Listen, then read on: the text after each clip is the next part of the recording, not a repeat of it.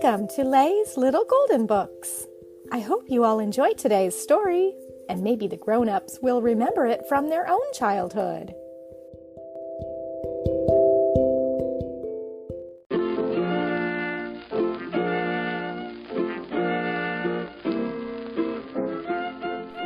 Hanna-Barbera's Yogi Bear, A Christmas Visit by S. Quentin Hyatt. A little golden book from 1961. The red flag was up on Yogi Bear's mailbox. "Look, Yogi," said Boo Boo, "you have a letter." "I'll run down and get it." "Fine," said Yogi, eating his last spoonful of cereal. Boo Boo ran back to Yogi's house with a letter. "Yogi, Yogi," he cried, "it's a letter from Alaska, one of the new states." "Well, well," said Yogi, "let's open it and see who it's from." Yogi opened the letter. "Dear nephew Yogi, we would all like to meet the only member of the family who is a television star. Please come to visit us for Christmas and bring your friend Boo Boo too. I remain your uncle, Northman Kodiak. P.S. Aunt Kate and our children Yukon and Klondike say hello." "Kodiak," said Boo Boo. "I've never heard that name before. Who are the Kodiaks?" "The Kodiaks are a very fine old bear family. They all live on Kodiak Island," said Yogi. He gave his large globe a spin. "See, here it is," said Yogi. He pointed out the island to Boo Boo. The next morning, Yogi and Boo Boo went to the train at Jellystone Depot. "2 tickets to Seattle, Washington," said Yogi to the conductor. "Make them round trips, please," added Boo Boo.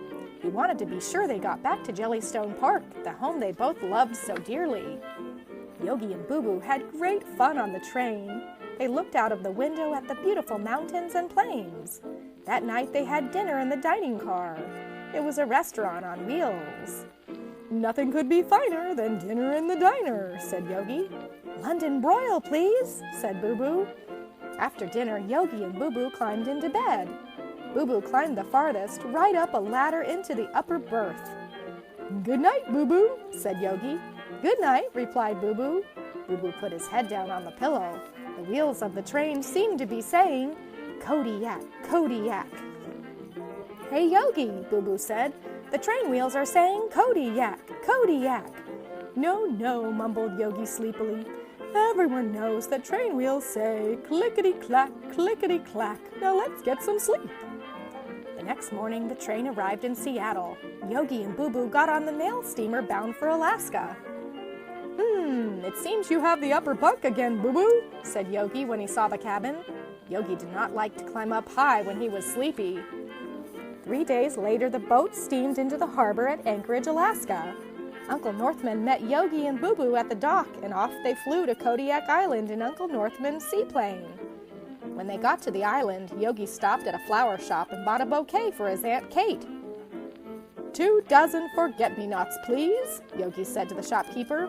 "Forget-me-nots are the official Alaska flower," he told Boo Boo. That night, Yogi, Boo Boo, Uncle Northman, Aunt Kate, and the Kodiak twins, Yukon and Klondike, all had a big dinner together. "That was a delicious meal, Aunt Kate," said Yogi afterwards. "Now come in by the fire, Yukon and Klondike. I will tell you some stories about famous Jellystone Park." The next morning, Uncle Northman woke Yogi up very early. "What's up, Uncle Northman?" said Yogi sleepily. "Tonight is Christmas Eve," replied Uncle Northman. "You, Boo Boo, and I must take the sleigh and get a Christmas tree for the twins." Uncle Northman, Yogi, and Boo Boo went deep into the forest and picked out a fine green spruce tree. They tied the tree onto the sleigh. Then it began to snow. "It looks like snow," said Uncle Northman. "Wonderful," replied Yogi. "I've been dreaming of a white Christmas." "Let it snow, let it snow, let it snow," said Boo Boo. It snowed and snowed and snowed. It was a blizzard. Yogi, Boo Boo, and Uncle Northman trudged on through the blinding snow. Suddenly, Boo Boo cried out, "Yogi, Yogi, I can't see." "Neither can I," said Uncle Northman. "Quickly," said Yogi, "take shelter in this handy cave. We're all going snowblind from the white glare of the snow. Even my eyes are getting a little hazy." "We'll have to wait here until the blizzard is over," said Uncle Northman. But it will soon be Christmas Eve, said Boo Boo.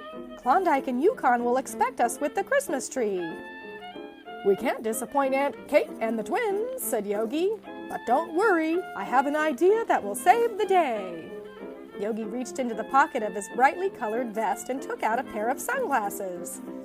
These will protect my eyes from the glaring snow and keep me from going snowblind. I'll lead us all safely back home.